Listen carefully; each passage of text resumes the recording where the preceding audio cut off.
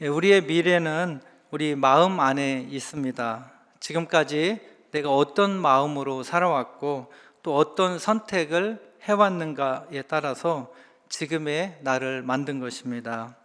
이처럼 현 시점에서 생각을 해보면 우리의 미래는 우리의 마음 안에 예수님을 믿는 믿음이 있느냐, 또 천국을 향한 간절한 소망이 있느냐에 따라서 우리의 영원한 미래가 천국일 수도 있고 그렇지 않을 수도 있는 것입니다. 하나님께서는 오늘 본문의 메시지를 통해서 그것이 가능케 하는 것이 하나님의 은혜와 사랑, 그리고 하나님과 연결되는 생명력 때문이라고 말씀하고 계십니다. 호스피스 병동에서 40년 이상을 근무한 어느 간호사 한 분이 새롭게 하소서라는 간증 프로그램에 나와서 이런 말을 들려주셨습니다. 사람들은 죽음을 앞둔 마지막 시점에서 거의 모두가 뜨거운 눈물을 흘린다는 것입니다. 그런데 공통적으로 하는 말씀이 내가 왜 더 사랑하지 못했을까? 왜 내가 더 사랑받지 못했을까? 하고 후회하면서 뜨거운 눈물을 흘린다는 것입니다. 이 땅에 살아가면서 우리가 최선을 다해서 사랑하고 사랑받는 존재가 되어야 할 것입니다. 크리스찬인 우리들은 그 사랑하고 사랑받는 대상이 하나님이 되시기를 주님의 이름으로 축원합니다. 저는 오늘 하나님이 주신 본문인 요한복음 3장 16절과 18절까지의 내용을 통해서 하나님이 세상을 이처럼 사랑하사라는 주제로 여러분들과 함께 은혜를 나누기를 원합니다. 요한복음 3장 16절에서 18절은 인류 구원을 위한 하나님의 놀라운 구원의 계획을 압축적으로 보여주고 있는 것입니다. 이 말씀은 단순한 어떤 위로를 넘어서 영혼의 근본적인 변혁을 요구하는 복음의 핵심입니다. 이 성경 전체를 압축한 구절이 바로 요한복음 3장 16절에서 18절까지인 것입니다. 하나님께서 주시는 오늘 첫 번째 메시지는 독생자 희생을 통해서 십자가에 나타나신 하나님의 사랑에 관한 것입니다. 16절에 하나님이 세상을 이처럼 사랑하사라고 말씀하십니다. 이처럼이라고 말하는 것은 바로 십자가를 얘기하는 것입니다. 이 단어는 단순한 어떤 감탄이 아니라 하나님의 사랑이 어떻게 나타났는지를 잘 보여주고 있는 것입니다. 마치 모세가 광야에서 놋뱀을 높이 들었던 것처럼 예수님도 십자가에 달리셨습니다. 그런데 이 십자가는 단순한 형벌이 아닌 죄인을 대신하는 대속의 십자가였습니다. 하나님의 사랑은 아들의 고통과 죽음을 통해서 나타났고 이것은 삼위일체 하나님께서 영원 전부터 계획하신 놀라운 결단이었던 것입니다.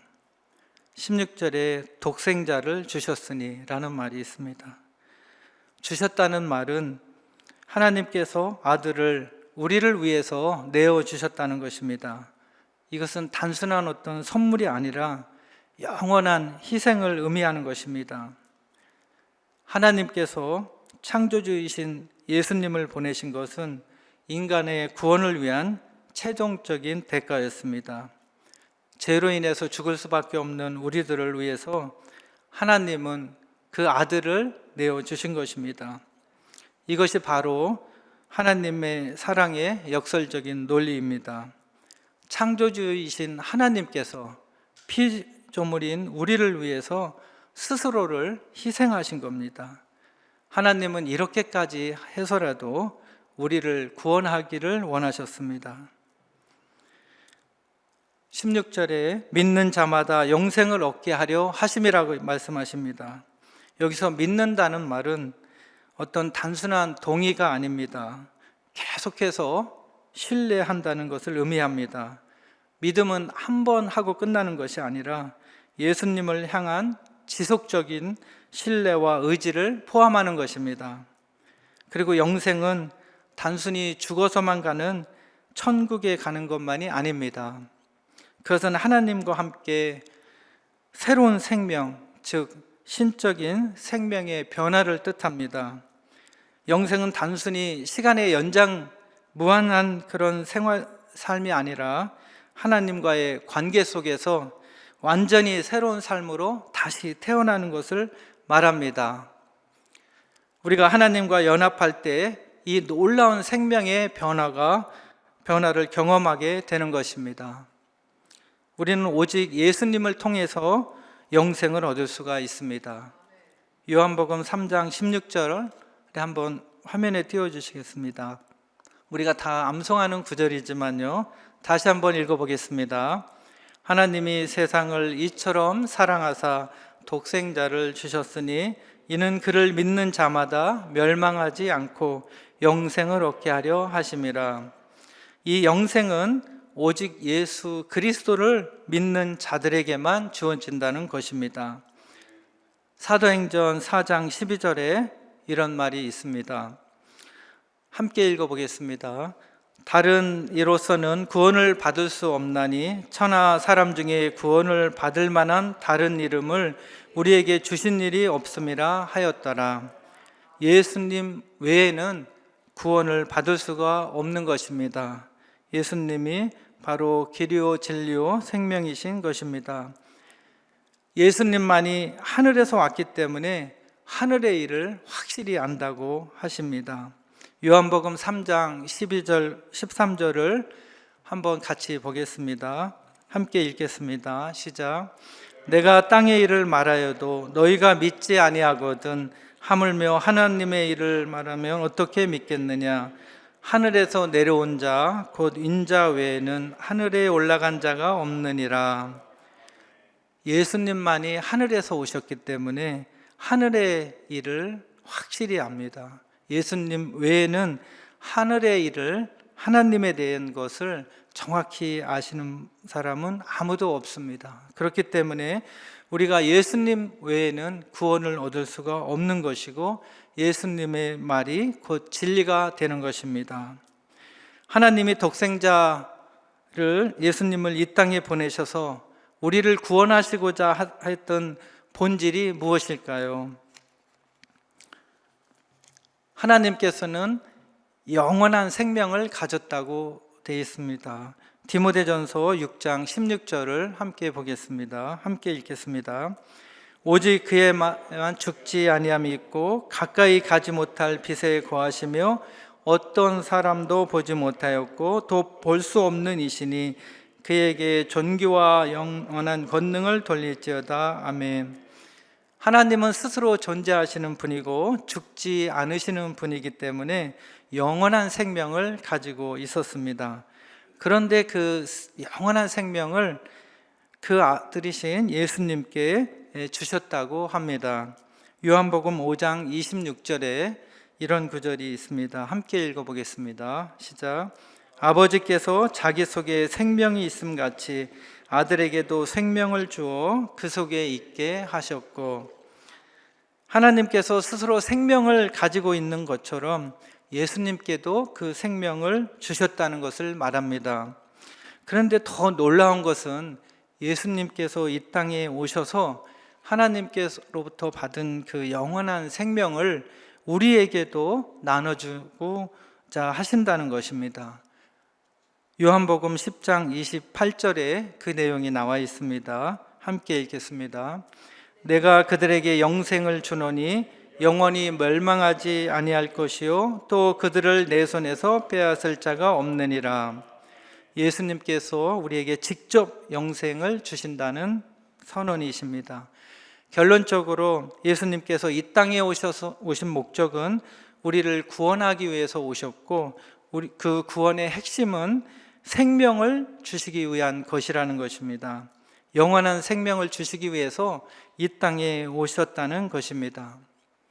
하나님께서 오늘 두 번째 주시는 메시지는 영생과 심판의 길에서 구원의 길을 선택하라는 것입니다. 요한복음 3장 17절 18절 내용은 하나님의 우리를 구원하시기 위한 구원 계획을 한눈에 보여주는 핵심이라고 볼 수가 있습니다. 하나님이 그 아들을 세상에 보낸 것은 세상을 심판하려고 보낸 것이 아니라고 말씀하고 계십니다. 많은 사람들이 하나님을 심판한 자로 생각을 합니다.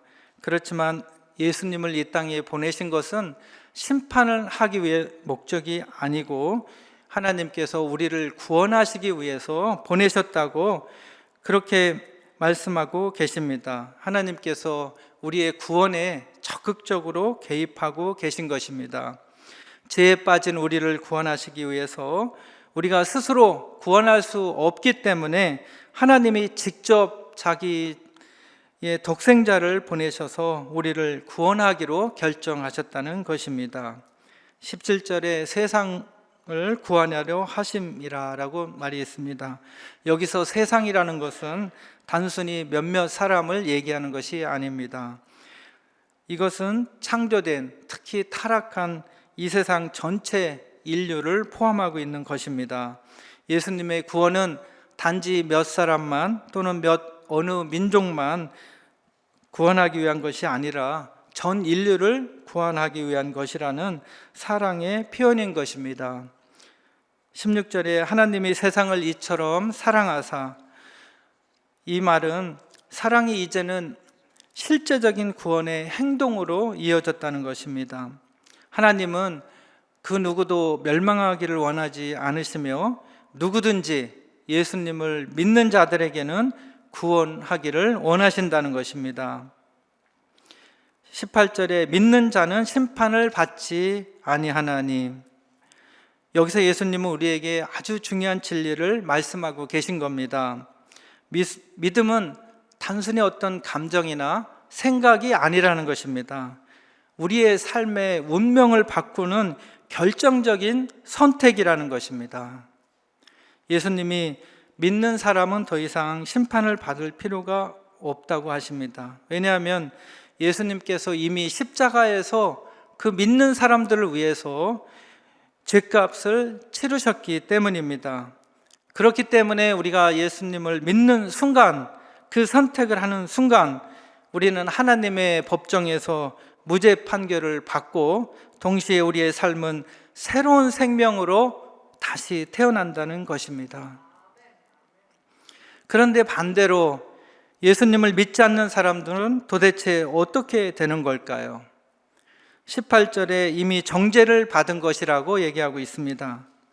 믿지 않는 상태는 중립 상태가 아니라는 것입니다. 예수님을 거부하는 것은 스스로 이미 자기를 정죄를 선택한다는 것입니다. 하나님께서 이미 예수님을 보내셔서 구원의 길을 열어놓았습니다. 하지만 그 길을 거부하는 사람들은 결국 자기 스스로가 자기를 심판하는 멸망의 길을 선택했다는 것입니다. 이 말씀을 통해서 우리는 깨달을 수가 있습니다. 구원은 하나님의 사랑과 주권적인 은혜이지만 그 선택은 우리의 책임이라는 것입니다. 하나님은 우리를 강제로 하나님을 믿으라고 하지 않습니다. 그러나 그 믿음을 선택하는 자들에게는 영원한 생명을 주겠다고 약속하십니다. 그렇지만 또 믿음을 거부하는 사람들은 스스로 멸망의 길, 정죄의 길, 죽음의 길로 들어선 것이라고 말씀하고 계신 것입니다. 여러분은 오늘 이 두 가지 길에서 어떤 길을 선택하시겠습니까?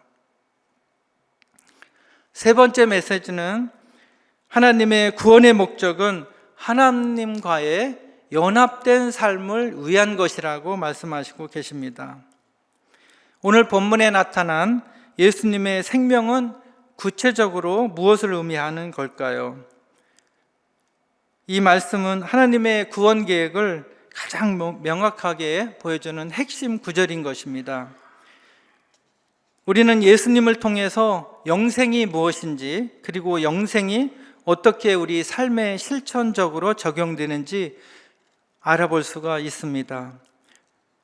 영생의 본질은 오늘 본문을 통해서 말씀하시는 바와 같이 예수님과의 연합입니다.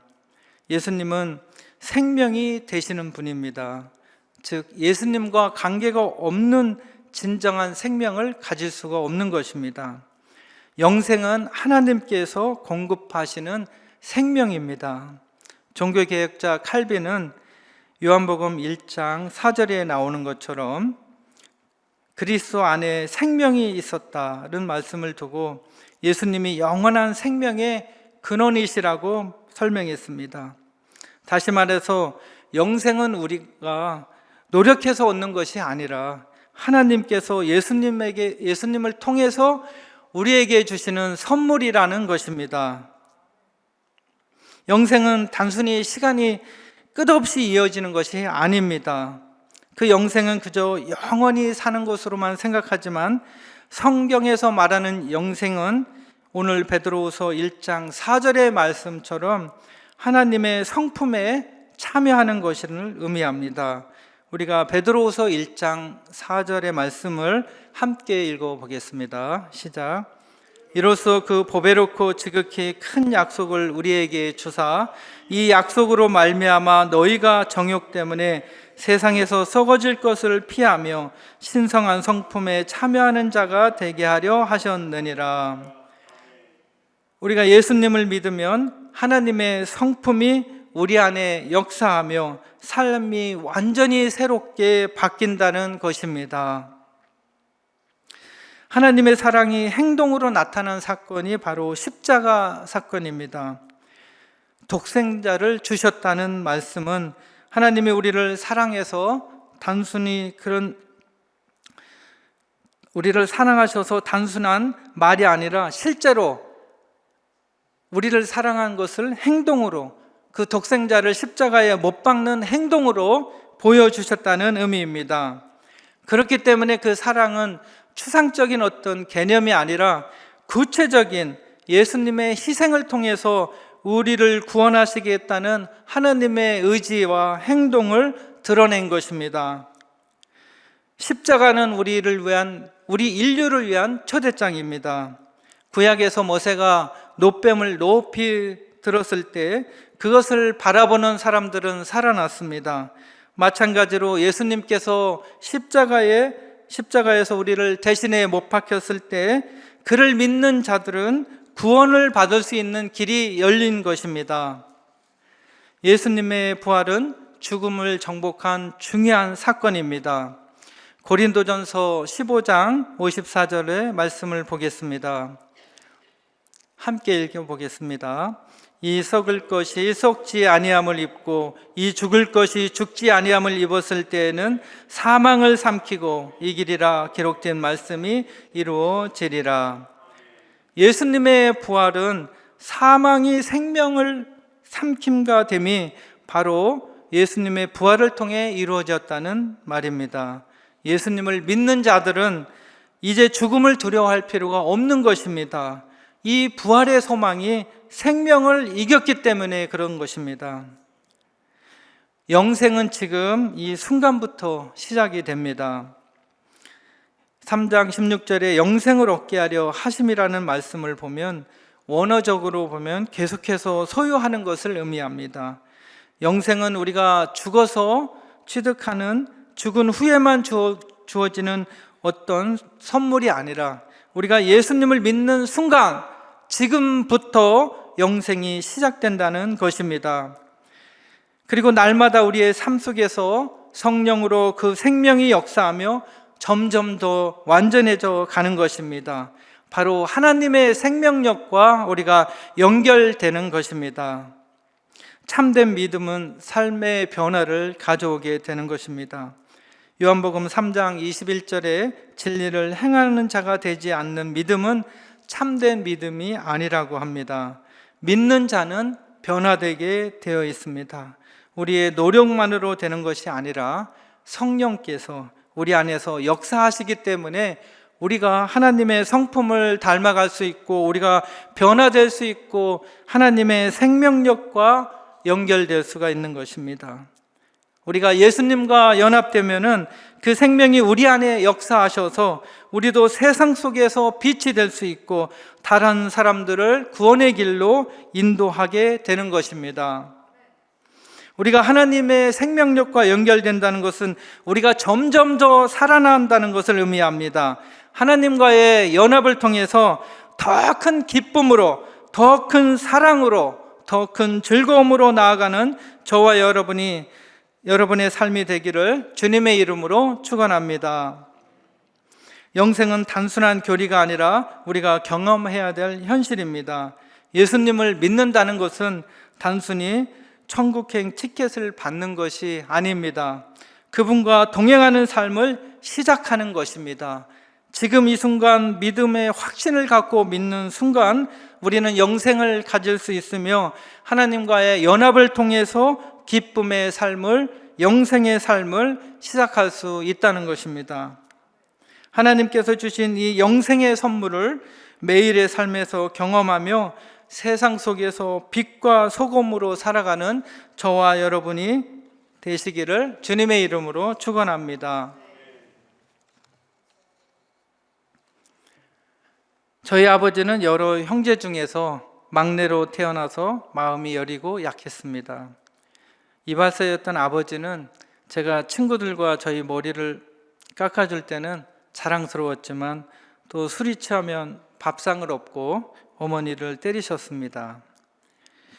그런 아버지는 제가 어릴 때 갑자기 사라지셨고 어머니는 젊은 나이에 저희 3남매를 홀로 키우셨습니다. 고등학교 시절 저는 마음이 약해지고 사람들을 두려워하며 피하는 심리적인 어려움을 겪었습니다. 깊은 절망 속에서 정말 사탄의 소나기에 잡혀 들어가는 그런 기분이 들었습니다. 그런 저를 불쌍히 여기신 어머니는 어느 추운 겨울날 잠바를 사주겠다면서 청주의 서문시장으로 저를 데리고 가셨습니다. 그런데 제가 사람들이 많은 곳을 두려워하면서 피하는 저를 보시고 어머니는 길 한모퉁이에서 제 손을 붙잡고 한참을 우셨습니다.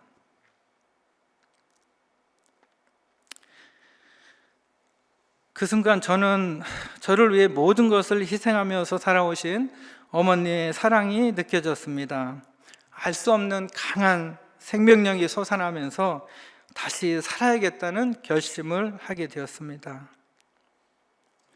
어머니의 사랑은 저를 절망에서 건지셨고 저는 망가졌던 삶을 회복하면서 그 후에 대학에서 심리학을 공부하고 교회를 다니면서 하나님을 깊이 만나면서 완전히 변화되었습니다. 오늘 예수님은 이보다 어머니의 사랑보다 더 크신 하나님의 사랑을 우리에게 전하고 계신 것입니다. 하나님은 우리를 너무 사랑하시기에 독생자를 보내셨고 십자가에서 대신 죽게 하셨다고 말씀하고 계십니다. 사랑하는 성도 여러분, 십자가에서 우리를 위해 피 흘리며 신음하시는 예수님의 모습을 바라보십시오. 하나님의 간절한 사랑이 다가오지 않습니까? 사망의 쇠사슬을 끊고 예수님의 생명력과 연결되어야 합니다. 주님의 영원한 사랑 안에서 거할 때 우리는 구원의 확신을 갖고 영원한 생명을 얻게 될 것입니다. 사랑하는 성도 여러분, 우리가 받은 이 하나님의 은혜를 어떻게 응답해야 할까요? 첫째는 십자가 사랑을 다시 발견하는 것입니다. 매일 아침 우리가 가장 먼저 해야 될 것은 나를 위한 완전한 사랑, 곧 십자가의 사랑을 묵상하는 것입니다. 예수님께서 우리를 위해서 십자가에서 이루신 그 사랑이 오늘 우리의 삶을 움직이는 힘이 되어야 하겠습니다. 그 사랑을 깊이 생각하면서 세상을 향한 구원의 동력으로 삼으십시오. 또한 영생을 지금 여기서부터 누리십시오.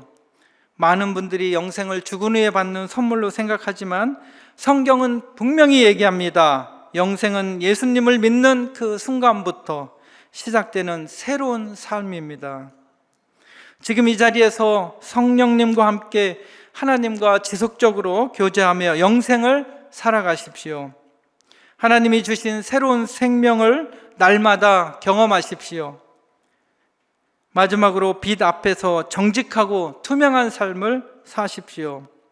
하나님의 말씀은 우리의 삶을 비춰주는 거울입니다.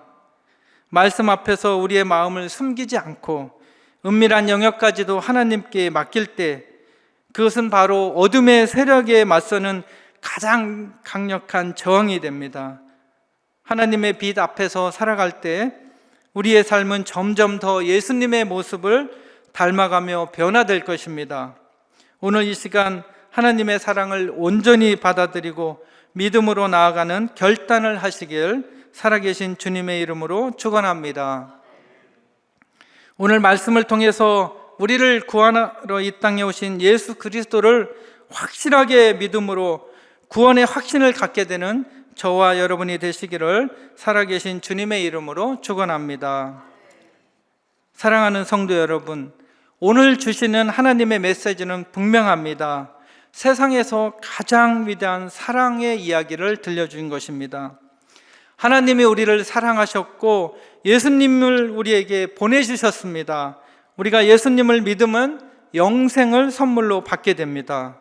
이 사랑은 우리를 변화시키는 개인적인 사랑이면서 영원히 변하지 않을 것입니다.